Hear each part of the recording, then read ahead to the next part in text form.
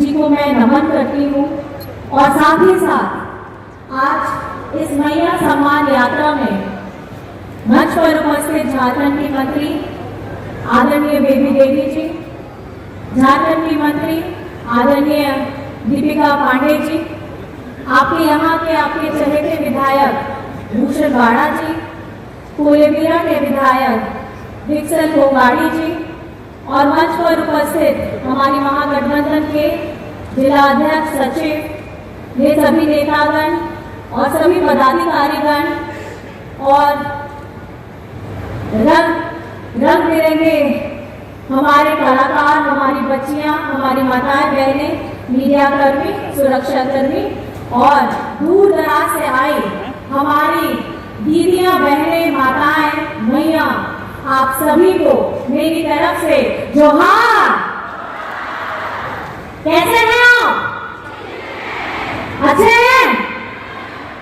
बहुत बहुत अच्छा लग रहा है कि आज देखिए रविवार का दिन है, लेकिन रविवार के दिन में भी आज कुछ उत्साह से हमारी इस यात्रा में चार चांद लगाने, ढोल नगाड़े, मांदर के साथ, सूप में इतनी सुंदर कलाकृतियों के साथ आज हमारी बहनें दीदी सब आई हैं और गांव देहात से हमारी दीदी बहनें आई हैं। आप सभी को बहुत बहुत आभार करना चाहती हूँ और ये मैं बताना चाहती हूँ कि हमारी इस मैया सम्मान यात्रा में अभी हम दूसरे चरण के तीसरे प्रमंडल में हम आ चुके हैं। आज उसका दूसरा दिन है और सिमडेगा में आकर के हमने जैसे ही यहाँ पे उतर रहे थे तो आसमान से हम लोगों ने वादियाँ देखी, इतने सुंदर नज़ारे देखे, इतनी हरी भूमि, इतने सुंदर डैम, वो देख के ही लगा कि कहीं ना कहीं ये झारखंड की खूबसूरती भी है और ये हम लोगों का सौभाग्य है।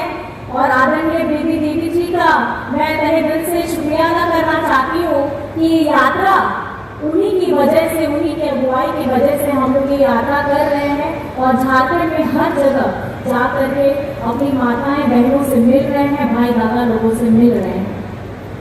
आप सभी को पता है आज चारों तरफ मैया शब्द बहुत ज्यादा प्रचलित है और ये मैया शब्द क्यों इतना झारखंड में ज्यादा प्रचलित हो गया है? ये इसलिए प्रचलित हुआ क्योंकि आपके अपने दादा, आपका अपना बेटा, राज्य के यशस्वी मुख्यमंत्री जी ने झारखंड बनने के बाद ये ऐसे पहले मुख्यमंत्री हैं जिन्होंने हमारी आधी आबादी को सम्मान देने का काम किया है। हमारी आधी आबादी के बारे में, उनको मजबूत कराने के बारे में एक प्रशस्त कदम उठाया है। इससे पहले बहुत सब लोग सबके बारे में सोच रहे थे, लेकिन कहीं ना कहीं हमारी माताएं बहनें जिस तरीके से अपने घर परिवार की सेवा करते करते सबको आगे बढ़ाती हैं और अपने बारे में कम सोचती हैं, तो आपके अपने दादा, आपका अपना बेटा, उन्होंने यही सोचा जो पीछे छूट रहा है, जिसके ऊपर कोई नजर नहीं देता है। हमारी अपनी मैया, हमारी अपनी दीदियाँ, हमारी अपनी बिटिया, इन सबको हमको निरंतर आगे बढ़ाना है। चाहे स्कूली शिक्षा की बात हो, झारखंड में हमारी बच्चियों के लिए सावित्रीबाई फुले की छोटी समृद्धि योजना चल रही है।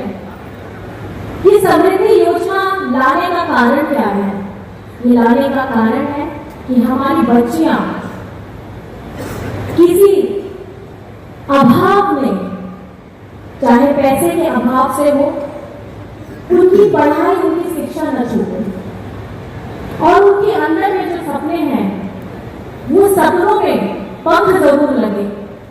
उसके बाद में विदेश जाने का भी, विदेश में अपनी शिक्षा प्राप्त करने का भी जो सपना हमारी बच्चियां, बेटे लोग सब देख रहे हैं, उनको एक दिशा देने का काम किया है मरांगोम के स्कॉलरशिप योजना के तहत। और उस योजना में एक भी रुपया आपके अपने जेब से नहीं कटेगा।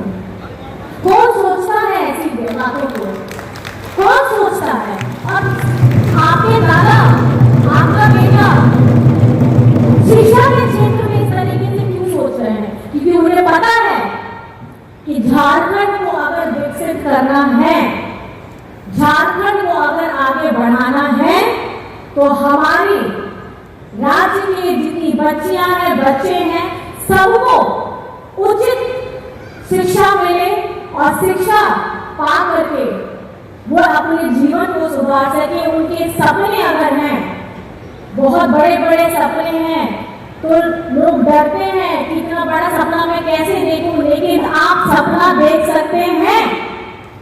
आप सपना देखिए, आपके सपनों को उड़ान देने का काम आपके दादा कर रहे हैं। हमारी बच्चियां, हम लोग अपनी इस यात्रा के दौरान ही हम लोग कस्तूरबा विद्यालय में पहुंचे थे। वहां पे बच्चियों ने अपनी बातें बताई थी और उन्होंने हमको पता चला हमारी एक योजना है, उड़ान योजना, जिसके तहत बच्चों को इंजीनियरिंग और मेडिकल के लिए कोचिंग दी जाती है, ताकि बच्चे डॉक्टर भी बने, इंजीनियर बने और जो एक आत्मविश्वास रहता है, कहीं ना कहीं लोगों को घटता है, वो आत्मविश्वास मजबूत हो सके। 9वीं कक्षा 10वीं कक्षा की बच्चियों को स्पोकन इंग्लिश के भी क्लासेस वहां दी जाती है। तो हमें धरातल में रह करके, अगर आपको एक वृक्ष या एक पौधे को उसमें खूबसूरत फूल आए, एक फलदार वृक्ष आए, तो आपको जड़ में उसकी जो समस्या है उसको ठीक करना होगा। सिर्फ पत्तों में पानी दे करके, पत्तों में खाद दे करके वो पौधा या वो पेड़ वो कभी भी हरा भरा नहीं रह सकता, बशर्ते उसकी जड़ को आपको सींचना होगा। उसकी जड़ में आपको मिट्टी को ताकत देनी होगी, खाद वहां पे डालनी होगी। तो हेमंत जी की जो सोच है वो यही है कि झारखंड की हमारे बच्चों का भविष्य उज्जवल तभी हो सकता है जब ये हमारा समाज विकसित हो सकता है शिक्षा के स्तर पर। और ये धरती है, ये वो धरती है जहां हमारी बच्चियां राज्य के साथ हमारे देश का नाम ऊंचा करती हैं, और वो है खेलकूद, हमारा हॉकी। वो बच्चियां जिनके पास हॉकी स्टिक भी नहीं रहती, झाड़ से पेड़ से टहनी तोड़ करके नंगे पांव मैदान में प्रैक्टिस करते हुए आज हमारे देश का नाम रोशन कर रही हैं। और ये झारखंड के सिमडेगा जिला हो, गुमला हो, हमारी जितनी बच्चियां उनके परिवार कष्ट कर रहे हैं, उनके साथ निरंतर हेमंत सोरेन जी की हमारी महागठबंधन की सरकार है। वो इसलिए है क्योंकि जितनी प्रतिभा हमारे झारखंड में है, उस प्रतिभा को जगह देने की जरूरत है। और आज हम गर्व से कहते हैं कि हॉकी में अगर नाम शुमार होता है तो झारखंड का नाम सबसे पहले आता है। और उसके साथ मैं आपको ये बताना चाहूंगी, जब प्रतिभा हमारी इतनी है, लेकिन उसके बावजूद हमारी केंद्र सरकार हमारे साथ हमेशा भेदभाव का ही व्यवहार करती है। आप जानते होंगे, खेलो इंडिया में जब हमारी प्रतिभाएं इतनी हैं, झारखंड में हमारे इतने बच्चे बैठे हैं, वो खेल कूद में अपना दिन रात हटा रहे हैं, लेकिन जब खेलो इंडिया में पैसे की बारी आती है तो झारखंड का नाम, झारखंड का नंबर निचले स्तर पे चला जाता है। और वहीं पे ये अपने राज्य में जा करके वहां सारा का सारा पैसा दे देते हैं। सिर्फ एक राज्य को ये लोग आगे बढ़ाने का काम करते हैं, एक दो राज्यों को, और झारखंड के साथ निरंतर भेदभाव होता है और हम नीचे स्तर पे आके खड़े हो जाते हैं, हमको खड़ा कर दिया जाता है। हमारा 50 गुना पैसा जो हम लोगों को खेलकूद में भी मिलना चाहिए था, वो हमको दूसरे राज्य को चला जाता है। और ये भेदभाव का सिलसिला खेलकूद के साथ आप जानते हैं कि हमारे झारखंड में अबुआ आवास, जिसको आप अभी अबुआ आवास कहते हैं, हमारे झारखंड में ये पैसा जो हमको मिलना चाहिए था, वो पैसा ये लोग फिर अपने बीजेपी शासित राज्यों में भेज देते हैं। इनको झारखंड से बहुत ज्यादा दिक्कत है। ये चाहते ही नहीं है कि झारखंड के लोग शिक्षित हो, झारखंड के लोग खेलकूद में आगे बढ़े और झारखंड हमेशा गरीब रहे। इनको यहाँ से खजाने लेकर के जाने हैं, करोड़ों की संपत्तियां यहाँ का धरती चीर करके लेकर जाना है, लेकिन हमारे यहाँ के मूलवासियों के लिए, हमारी बच्चियों के लिए, उनके भविष्य के लिए इनको चिंता नहीं करना है। और आज निरंतर आपके दादा, आपका बेटा केंद्र सरकार से अपना खुद का पैसा, आपका अपना पैसा 1,36,000 करोड़ मांग रहे हैं, लेकिन इनके कान में जू तक नहीं देखती है। आज हम हमारी झारखंड की धरती चीर करके सारी संपत्ति लेके जाते हैं, लेकिन जब हम अपना हक मांगने आते हैं तो आप आपके कान में जू ही नहीं देखती है। और बल्कि जो आदिवासी नेता अपने जनमुद्दों की बात उठाता है, उसको आप जेल में डालने का काम करते हैं, वो भी षड्यंत्र करके, वो भी ठीक चुनाव से पहले। और जब काम करने की बारी आती है, जब झारखंड सरकार कोई काम करती है तो इन्हें तकलीफ हो जाती है। मैं आपको बताना चाहूंगी, झारखंड मुख्यमंत्री महिला सम्मान योजना जिस दिन से धरातल पे उतरी है, उस वक्त से हमारे विपक्षी वालों लोगों को बहुत तकलीफ हो गई है। ये चाहते नहीं है कि हमारी आधी आबादी खुशहाल हो, ये चाहते नहीं है कि आप लोग खुशहाली से अपना जीवन व्यतीत करें। ये चाहते हैं कि झारखंड खाली भीख मांगे, अपना हाथ फैलाए, और इससे ज्यादा अगर हम अपना हक छीनना चाहते हैं, हम अपना हक मांगना चाहते हैं, तो ये हमें जेल में डालने का काम करते हैं। आज ये महिला सम्मान योजना की दूसरी किस्त भी जा चुकी है। अभी तीसरी किस्त जैसे हमारे डीसी साहब बता रहे थे कि दशहरा से पहले होना है। मैं यही आपको बताना चाह रही हूँ, पिछली बार की डबल इंजन की सरकार थी। डबल इंजन मतलब राज्य में भी इनकी बीजेपी की सरकार और केंद्र में भी बीजेपी की सरकार। तो पावर तो ज्यादा होना चाहिए था। जब डबल है तो ताकत तो आपके पास ज्यादा थी। तब आपने हमारी आधी आबादी के बारे में क्यों नहीं सोचा? तब आपने हमारी बच्चियों के लिए सावित्रीबाई फुले योजना क्यों नहीं सोचा?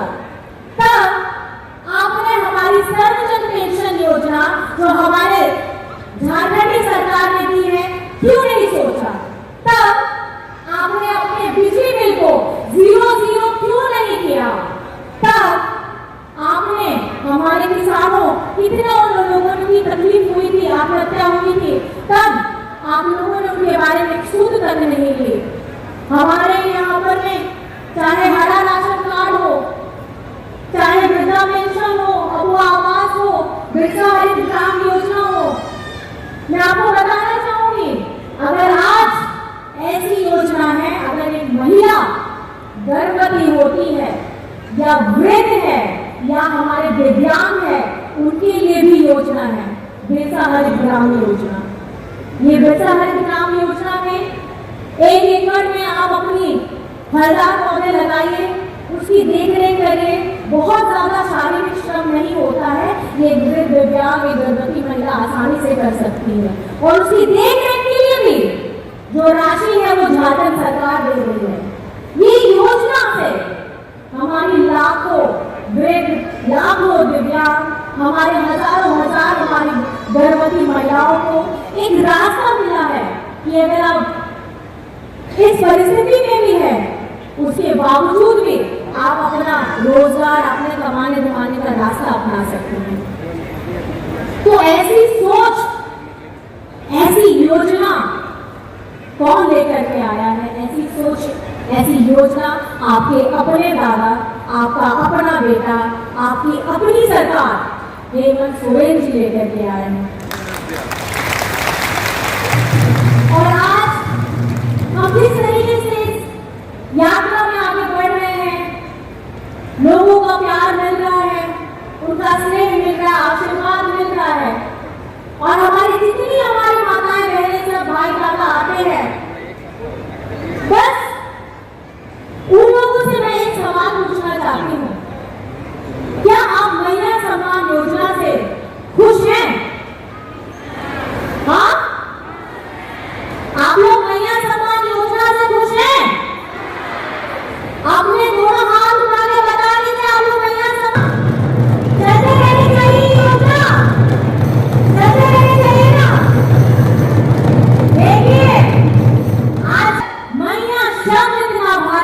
झारखंड में कि हमारे विपक्षी लोग इतने हताश हो गए हैं कि पीआईएल करवा रहे हैं। पीआईएल के साथ में उनकी नई योजना आ रही है जिसमें बता रहे हैं कि ये राशि को डबल करेंगे, ट्रिपल करेंगे। जब आएंगे पूछिएगा कि जब आपकी सरकार थी, डबल इंजन की सरकार थी, डबल पावर था, तो आपका ये पावर आप लोगों ने हमको सशक्त कराने में क्यों इस्तेमाल नहीं किया। आज जब यहाँ पर में हेमंत जी की महागठबंधन की सरकार है, तो हेमंत जी को ऐसा कौन सा सोच आया, ऐसा सपना आया कि दोनों ने करवा दिया और धरातल में भी लेकर के आए हैं। आप झूठे जुमले वादे कर रहे हैं जो आप 2014 से करते हुए आ रहे हैं। 2014 में आपने क्या कहा था? खाना भरने का क्या आएंगे, 15 लाख अकाउंट में डालेंगे, साल में 2 करोड़ नौकरी देंगे। और मुझे तो कहाँ पता है कि अकाउंट खुलवाने के लिए जनधन योजना के तहत अकाउंट खाता खुलवाया था।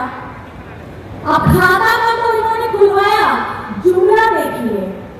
ये आपको ऐसे सपनों की दुनिया में लेकर के जाएंगे कि दूर में बताएंगे कि वहां देखिए हम आपका 15 लाख रुपए लेकर के आ रहे हैं, आप खाता खुलवा लीजिए। देखिए हम 2 करोड़ नौकरी लेकर के आ रहे हैं, आप लोग हमारे साथ हो लीजिए। ये जुमलेबाज वाली जो सरकार है ना, जो केंद्र में बैठी है, मैं आपको बता रही हूँ, ये सिर्फ ख्याली पुलाव बनाते हैं। लेकिन झारखंड की जनता इस बार पहचान चुकी है। 2019 में भी उनको जवाब मिल चुका है और इस बार आने वाला समय में भी उनको जवाब मिलेगा कि ख्याली पुलाव अगर आप बनाते हैं तो ख्याली पुलाव आप ही को खाना पड़ेगा। झारखंड की जनता को आप लोग ठग नहीं पाइएगा। अगर झारखंड के लिए निरंतर योजनाओं की लड़ी लगाती है, लोगों के चेहरों में खुशियां आ रही हैं,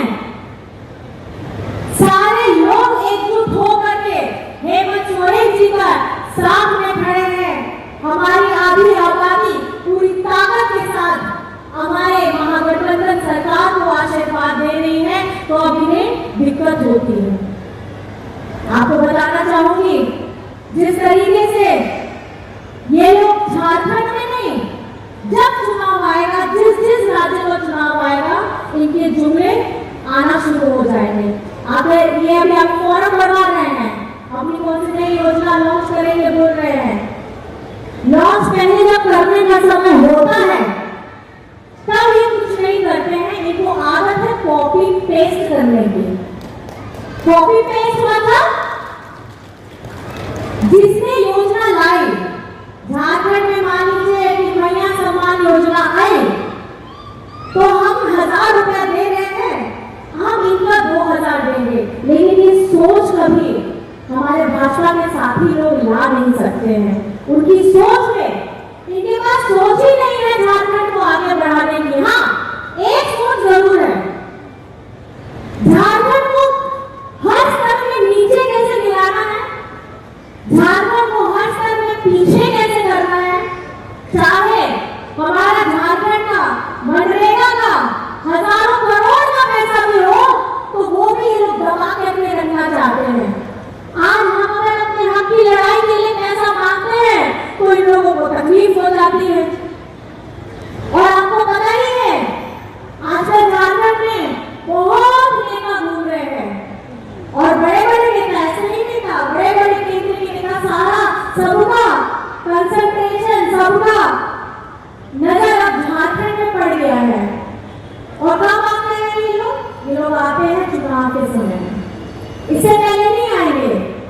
जब झारखंड छात्र पीट के रो रहा था, सुखाड़ का पैसा मांग रहा था, तब ही लोगों ने हमारे पर न्याय दृष्टि नहीं की और आज तक वो न्याय दृष्टि करेंगे भी नहीं। और ये आप लोगों को समझना होगा कि ये जुमलेबाज वाली सरकार है जो किसानों को बख्शी नहीं, किसानों के ऊपर में गोलियां चलाई। हमारी आदिवासी महिलाओं के साथ मणिपुर में क्या हुआ आपको जाने का बीजेपी वालों ने साहस तक नहीं किया।